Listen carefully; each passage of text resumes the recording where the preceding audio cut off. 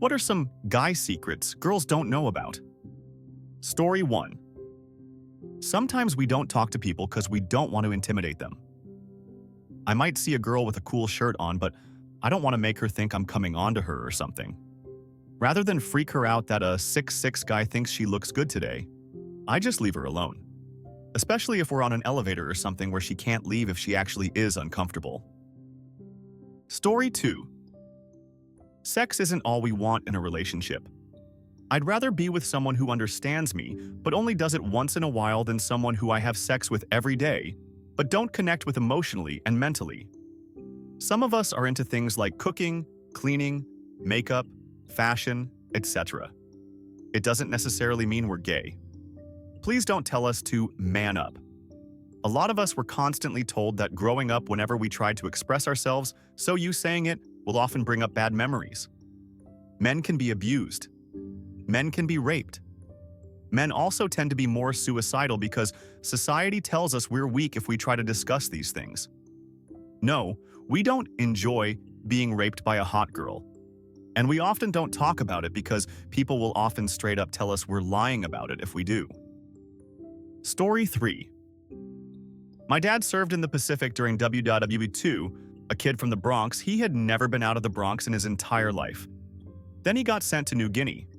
Decades later, as he lay dying in the hospital bed, he told us, as his young friends were being slaughtered by other young men. Just before they died, they always cried for their mothers, never for their fathers, always for their mothers. He said, they were just kids being slaughtered by other kids. And then they died in his arms. Their last words were always, where is my mother? Where is my mother? Where is my mother? Never for their fathers. That affected him for his entire life. And Dad lived a long time. He was the lucky one. Story 4. Men want to be wanted and desired too. I can count the number of times a woman has come out and either asked me out or told me she was attracted to me on one hand. And from my understanding, that is a high number. We don't miss hints because we are dense or stupid. We miss them because we have learned the hard way that sometimes it's just a friendly compliment or some such. That embarrassment sticks with you. If you've ever looked at a dude and though, wow, he's attractive, I'd like to go out with him, go talk to him. Men love confident women. And even if he doesn't reciprocate, you will make his day, or maybe even his year. Story 5. The nod. When you see a guy you don't know, or kind of know but don't really know well enough to talk to walks by, you give a subtle nod of your head, which they return. I talked to my wife about it and she confirms that women do not do this, but that they sometimes smile instead. Edit. Because it keeps coming up, some girls also give the nod. Typically, an up nod is for your friends, and a down nod is for strangers or less than friends. This could subconsciously have to do with a baring or hiding of the throat. Thanks everyone for the comments. Edit 2. Some women nod also, I have been told. No need to add another identical comment. Story 6.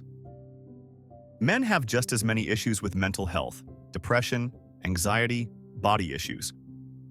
Please recognize this. I hate living in a world where it's not socially acceptable for men to talk about these things. A lot of guys would talk about their experiences and issues, but don't feel like they can.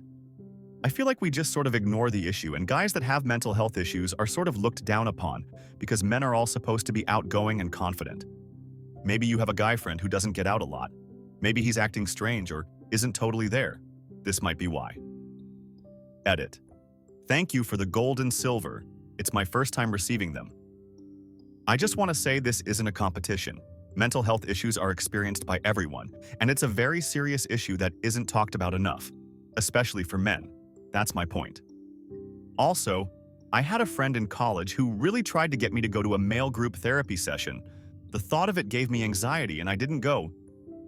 But I really regret not going.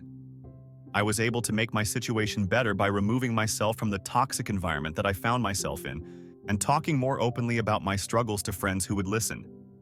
I found outlets through film, media, music, and comedy. I'm not an expert on these issues, but I know them firsthand. If you need help, I strongly urge you to reach out to someone or seek therapy and find different outlets that spark joy. Story 7. Men can have eating disorders and body positivity issues too. I've struggled for years, and yet the few people that I do open up to about it just write it off as a phase or just forgetting to eat once in a while. But when girls come forward with the same issue, it's immediately addressed as a serious matter. And when the issue is talked about on a larger scale, men are rarely, if ever, included. Edit. Wow, I did, but expect so many people to relate. I'm reading through comments now, and I really appreciate the support and empathy being offered to myself and other insecure Redditors below. I should clarify, I'm not saying that it's any easier for girls to come forward with an eating disorder. It's fucking hell and your brain never lets you stop hating yourself. But I've seen so many of my girlfriends get the help they need after coming forward. And the one time that I came forward, the general response was along the lines of, "Oh, you must just be working too hard. Sometimes I forget to eat too." Like the possibility that I could have an eating disorder doesn't even register. Story 8. Dudes can be crazy starved for touch. Or maybe just Americans, but generally if you want to be there for your guy, scratch his head or his back. Hold his hand, put your hand on his leg. Do that thing where you guys lock arms or elbows when you walk. When I'm frustrated or in my own world stressing about money or what I have to do later that day, it really brings me back and grounds me to enjoy the moment with my girl. Take care of you mans, edit 1, comma. Edit 2. Thanks for the silver.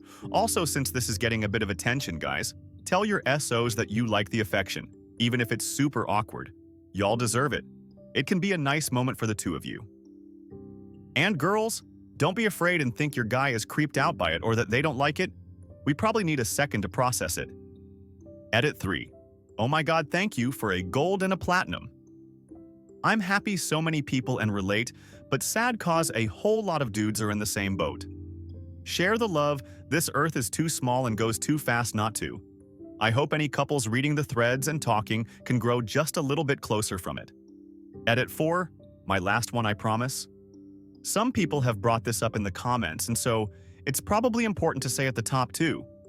Some dudes aren't so dependent on touch and may actually be uncomfortable with it if done too much, depending on their love language, how they show and appreciate affection. Just make sure to talk to your mans and make sure you communicate on what feels good and comfortable for the both of you. Story 9.